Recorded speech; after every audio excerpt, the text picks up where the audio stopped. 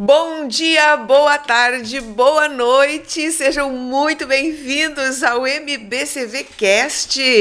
Nós falamos do Ministério Batista Cristo é a Vida de Novo Hamburgo e todas as segundas-feiras, a partir das 9 horas, nós temos uma conversa com o apóstolo Neuci, falando sobre a vida, falando sobre os momentos contemporâneos que a gente está, falando sobre a Bíblia, falando, enfim, assuntos diversos, mas que nos trazem sempre, a partir da Bíblia, uma resposta para algumas perguntas. E nós queremos, então, dar início, seja muito bem-vindo, compartilha conteúdo, se inscreve no canal para nos ajudar a crescer e que você também possa ser edificado. Bom dia, apóstolo. Bom dia, pastor Eliane. Bom dia a você que nos assiste, que nos segue. Que todos nós tenhamos um lindo dia, proveitoso dia e que nesse dia a nossa fé também se revigore. Amém. Semana passada a gente falou bastante sobre fé, sobre como que a gente vai se manter firme ao meio a esse caos que nós estamos envolvidos, né? Essa pressão, né? Porque a gente vive numa panela de pressão, seja midiática, seja de valores e princípios, seja de política, enfim. Então, e como que a gente vai fazer para nós permanecermos firmes diante de tanta pressão? E nós encerramos o nosso podcast falando um pouquinho sobre essa questão das distrações, né? Sobre a importância de nós sermos focados, de nós entendermos aquilo que o Senhor tem para a nossa vida. E o apóstolo encerra o nosso podcast dizendo que a fé nos constrói. A fé mostra o valor que nós temos, a fé mostra a coragem que nós temos, a fé manifesta as nossas virtudes. E maravilhoso, né? A gente poder falar sobre o que nos mantém em pé mesmo diante das dificuldades. E essa semana, a gente tem uma semana muito especial, que é a Semana da Páscoa, e ela é um marco na cristandade, né? Onde nós entendemos a razão pela qual nós somos cristãos. Então, apóstolo, vamos falar um pouquinho sobre Páscoa. Vamos falar um pouquinho sobre essa diferença que existe entre a Páscoa do Velho Testamento e a Páscoa do Novo Testamento. O que o senhor nos fala sobre isso? Está na hora de rever se realmente a Páscoa está sendo realizada como um marco para todo sempre. A Páscoa do Velho Testamento, vamos pensar juntos. O povo de Deus recorreu ao Egito buscando solução numa época de crise, nos dias de Jacó. E Jacó tinha 12 filhos. Mas Deus prepara o caminho. Quero dizer, você está onde está, é o que é, tem a família que tem, chegou ao nível que chegou. Deus não ficou fora disso aí. Foi tudo situações que Deus permitiu para você se encontrar e encontrar solução. Naquele tempo, a solução para a crise que houve lá em Canaã, Jacó mandou seus filhos ao Egito buscar pão. Mas Deus já havia preparado quem ia prover o pão lá no Egito, que foi um dos irmãos dos filhos de Jacó, aquele irmão que foi rejeitado, desprezado, perseguido, zombado, porque tinha sonhos, tinha fé em Deus, tinha visões, e ele olhava e via a coisa na ótica de Deus. E a pessoa que vê as coisas na ótica de Deus não é nem bem aceito dentro da própria família, porque a família cria a sua cultura. Quero trazer algo que a gente ensina muito no nossos retiros de família, que nós tratamos três situações. O ser humano, na sua individualidade, a vida dele é intocável. Ninguém tem nada a ver, é ele que responde por ele, vai dar conta dele, e ele que vai construir o futuro dele, mas o que sair dele vai voltar para ele. A vida conjugal, ela é um jardim fechado, que é entre os dois, o que planejam e o que entre quatro paredes fazem é um para o outro e para a construção da vida. E a família também aí desenvolve a sua cultura, porque aí já vem filhos, aí depois os filhos já criam aliança com filhos de outros e vai criando uma cultura familiar. E é justamente na cultura familiar que as coisas começam a tomar um rumo que muitas vezes se perde o controle. E foi o que aconteceu na família de Jacó, com 12 filhos. Um deles foi rejeitado, mas Deus não rejeita ninguém, e quero dizer que sirva para você também que se sente rejeitado. Se você mantiver seu relacionamento com Deus, Deus vai usar você para socorro de quem rejeitou você. Isso é o que a história da fé, os planos e projetos de Deus tem isso como lição, tem isso como vertente de solução para salvar gerações. E aí foi dessa maneira. Então o que aconteceu? O povo foi buscar socorro, mas Deus já preparou alguém que foi rejeitado entre os que agora estavam em necessidade para ser a solução de socorro, que foi José. E a vida foi tão boa lá no Egito que se esqueceram da terra da promessa de Deus aos seus pais. Se esqueceram da herança divina aos amigos de Deus, Abraão, Isaac, Jacó, e foram ficando lá no Egito. E o tempo foi passando. E a cultura do Egito foi anulando a cultura de Deus na família de Jacó, ou na herança abraâmica. A cultura do Egito foi dominando ao ponto. Bom, quando José chegou lá, foi bênção para o Egito, porque ele salvou o Egito e o mundo da época da crise. Mas a cultura não morre. Tome cuidado. Tome cuidado com a cultura da onde veio o seu genro, onde veio o seu cônjuge. Observe bem a cultura da onde veio, porque cultura não morre. Nós anulamos culturas negativas, desenvolvendo a cultura positiva, uma cultura do reino. O reino de Deus é um reino sempre e eterno. O reino de Deus é mais forte. A cultura do reino de Deus, ela se sobrepõe quando a pessoa é fiel a Deus, é comprometida com Deus. Isso acontece. Mas no caso do povo lá no Egito, nos dias de José, ele foi a pessoa mais importante depois de Faraó. Enquanto ele era lembrado, o povo judeu era respeitado. Mas passou uma década, passou um século, e já estava se passando 4 séculos, 430 anos. Agora aquele povo que foi bênção, agora como se multiplicou por ter sido bênção, o mundo da época, o espírito, a cultura do Egito quis eliminar a cultura do reino de Deus, a cultura da promessa, a cultura judaica. E o que aconteceu? Começaram a oprimir. E o povo oprimido então começou a clamar a Deus, porque já não tinham mais direito a filhos. O filho homem que nascesse era para não deixar sobreviver, para que enfraquecesse a cultura, para que num posicionamento político ou de guerra, os judeus não viessem dominar também o Egito, ou ser dono do Egito.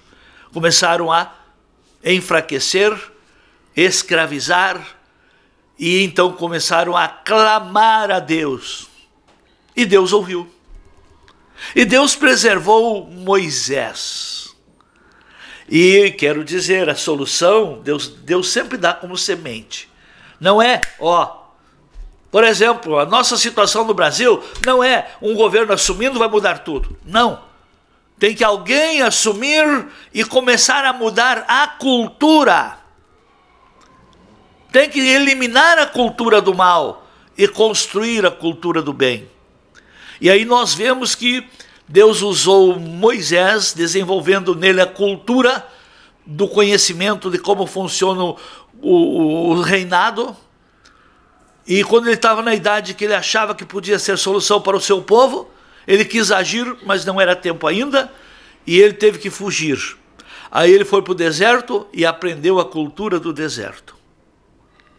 E depois de ter aprendido, que levou 40 anos para aprender também a cultura e como sobreviver no deserto, Deus manda de volta para libertar o povo, porque Deus tinha uma missão para Moisés, para tirar o povo e levar o povo pelo deserto.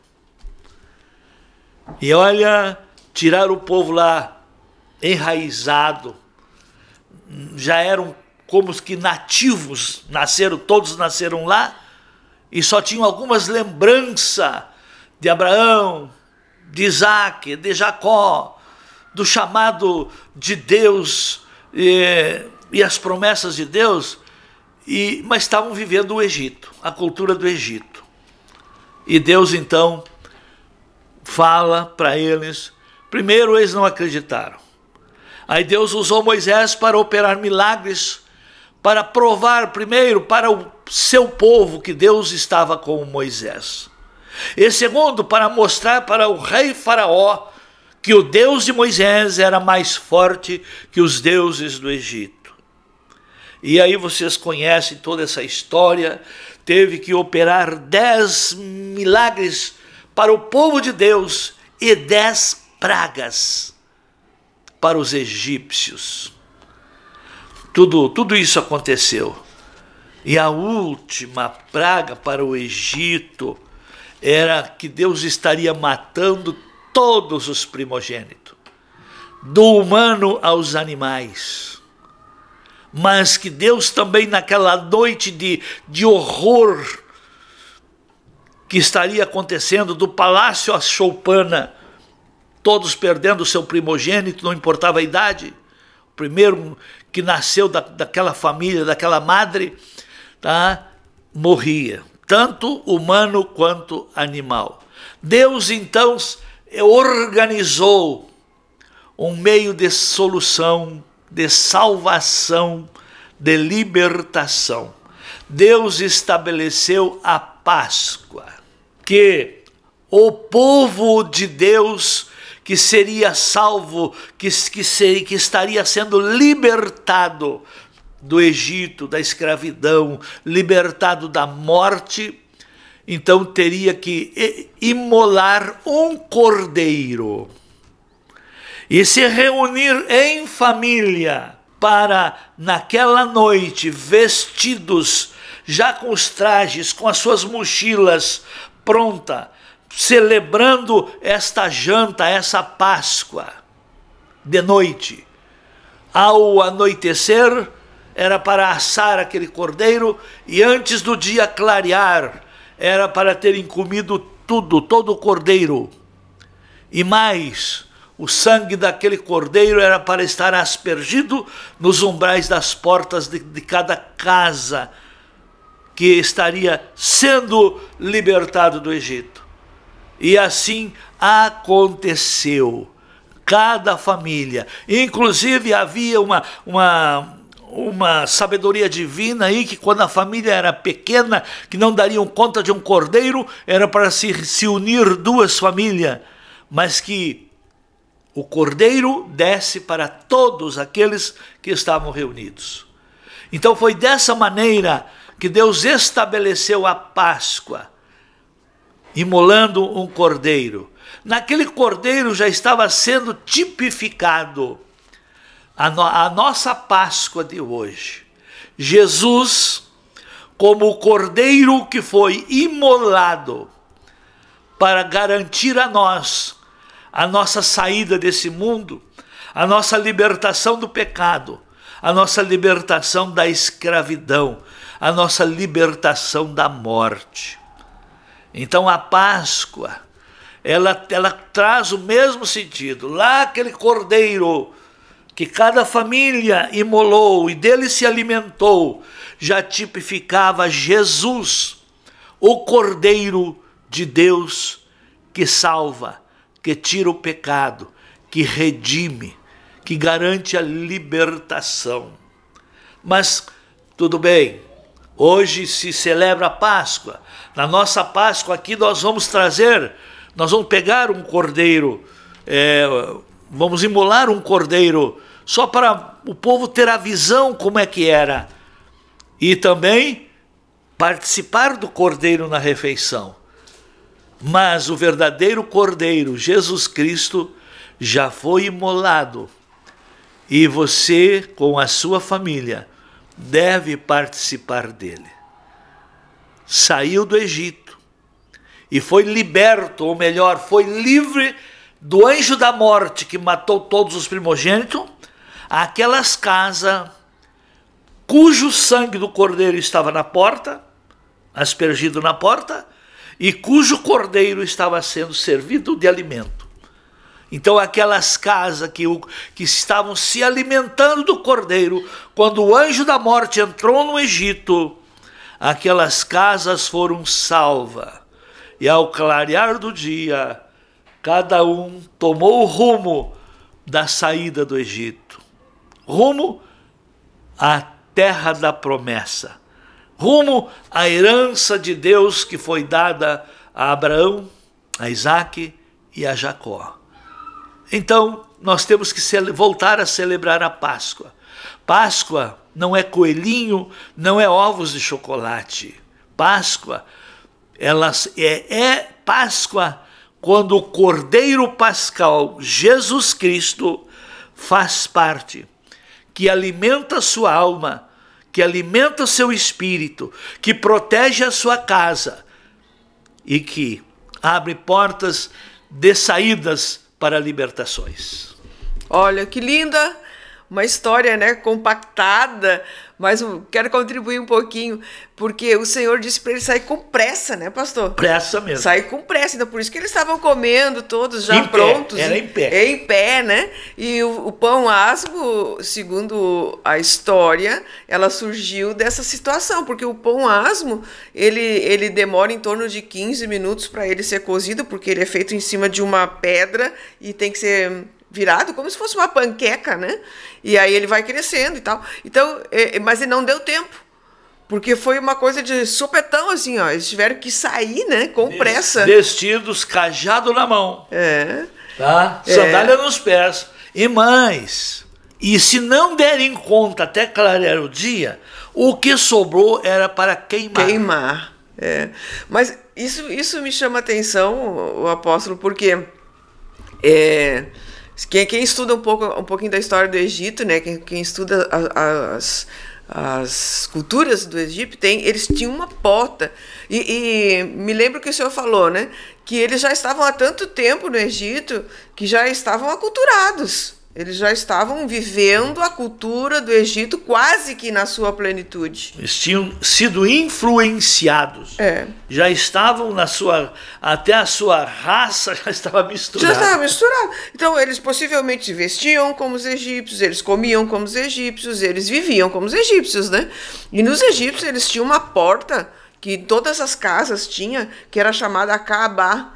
É uma porta que ela é fictícia, ela não existe, ela só tem a pintura da porta, ou ela era uma porta, mas ela não tinha uma saída ou entrada, ela só era a porta, né? E nessa porta eram escritos dizeres em egípcios, dizendo saudação ao espírito, falando sobre os espíritos que eles adoravam e respeitavam, né? Então, pedindo proteção aos espíritos, tudo isso estava escrito nessa porta. Então, poucos falam sobre isso, mas quando o Senhor vem e manda que eles sacrifiquem o cordeiro e passem com o sangue aspergido na porta, pastor, ele está dando... Deus é muito... Ele é muito perfeccionista, não, ele é assim, detalhista, né? Ele está dando a ordem para que o sangue de Jesus, o sangue do cordeiro, passe naqueles escritos que eram nos umbrais, para dizer assim, ó, aquela cultura, aqueles espíritos, eles já não acompanharão mais vocês. Vocês estão abrindo mão dessa cultura para começar uma nova cultura. Por isso que o anjo da morte passou. Quem tinha aspergido, ok, tinha renunciado. Quem não tinha aspergido, mesmo que eles não soubessem disso. Quem não tinha aspergido é porque, não, peraí, eu não vou passar isso na acabar porque eu estou perdendo a minha proteção. Interessante isso, né, pastor? Muito interessante. Se você já olhou aquele seriado sobre Moisés, sobre os 10 mandamentos, sobre José, olha, vale a pena que você vai entender melhor a Bíblia.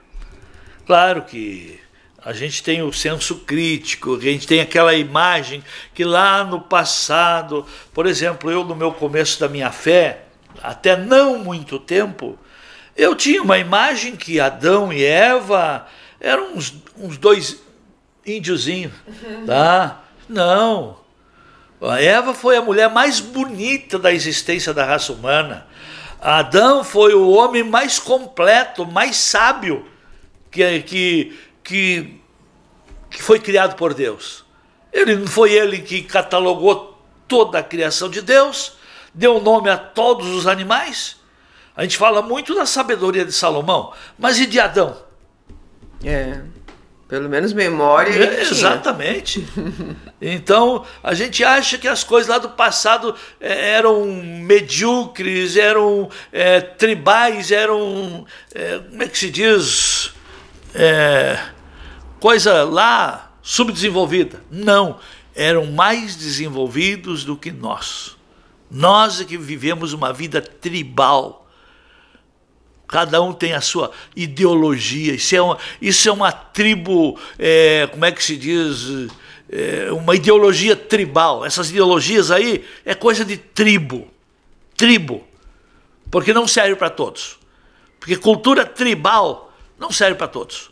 É apenas para aquilo ali. Então aí agora com tantos gêneros, vocês iam ouvir 70 e poucos gêneros, 70 e poucas cultura tribal. 72 modelos de família também. Isso que e nem é família. Porque tem modelos que não reproduz. Isso morre. E pior que vendem essa ilusão como ideal, como solução, ou como opção para quem não se encontrou com Deus. Infelizmente, o diabo ele é muito esperto, ele vê as pessoas vazias de Deus, com um vazio dentro de si, e ele inventa essas coisas para enganar as pessoas, iludir as pessoas. E as pessoas vão se perdendo porque vão vivendo de ilusão a ilusão. Se iludiu, não deu, aparece uma outra. Aposta, não deu. Tá? É dessa maneira. Então, a gente tem aí, ó, você que está nos ouvindo, né, você tem hoje, através de tudo que foi falado aqui do apóstolo, essa contagem da história, da origem, da verdadeira Páscoa, e não só do sentido literal, material que foi falado, mas principalmente da questão espiritual de libertação, né, pastor? Porque o povo estava saindo de uma cultura que, racionalmente, o senhor já falou isso, não é fácil essa abdicar, né, toda uma cultura de seus pais que ali já estavam e apostar, vamos falar assim essa palavra, em um novo modelo de vida. E com um homem que disse que Deus tinha feito um monte de coisa, que disse que estava à frente, dizendo que Deus estava mandando fazer. Então não é fácil. 3 milhões aproximadamente, e o senhor citou antes, antes de nós estarmos falando, o senhor citou que ainda estavam junto os animais. A falta de fé fez cada um levar tudo que tinha. Né? Mas é essa questão, né, de nós saber que a Páscoa, o verdadeiro sentido. E aí nós começamos a tropeçar. Quando nós não entendemos o verdadeiro sentido, a gente começa a tropeçar naquilo que a pressão midiática diz que a Páscoa é. Infelizmente, a mídia transforma em negócio. Vende ideias, inventa coisas para ter audiência, para ter marketing, e assim tudo se torna um negócio. Então, há uma diferença entre o Novo Testamento e o Velho Testamento de Páscoa, as diferenças materiais, mas não há diferenças espirituais. O sentido, todo o sentido de Deus tirar o povo do Egito foi libertação. O sentido de Jesus Cristo descer à terra, tornar-se homem, esvaziar-se de si mesmo, morrer naquela cruz, também tem o sentido de nos libertar, de te libertar das nossas culturas errôneas que a gente viveu no passado. Então, que a gente possa, né, pastor? Então, eu vou estender, né, e convidar você, neste domingo pela manhã, às 8 horas da manhã, nós teremos o verdadeiro sentido da Páscoa. Teremos um momento muito especial aqui na igreja, na Rua Sobradinho, 301, aqui no bairro São Jorge. Olha, uma oportunidade de você viver a verdadeira Páscoa na sua vida. E à noite, às 19 horas, nós também teremos um culto muito especial, falando sobre isso, falando sobre esse sentido de libertação que é a Páscoa. Então, a gente quer convidar você a participar. Ah, mas eu nunca participei da igreja, eu não conheço. Então, venha, querido, venha participar, venha conhecer. E esse é um excelente momento, é um momento marcante para que você conheça o amor de Jesus e o motivo pelo qual ele fez tudo o que ele fez. Pastor, estamos encerrando nosso podcast. O senhor quer dar a última palavra para os nossos ouvintes? Quando aconteceu a Páscoa, lá no Egito, Deus disse: e celebrareis como um mandamento perpétuo.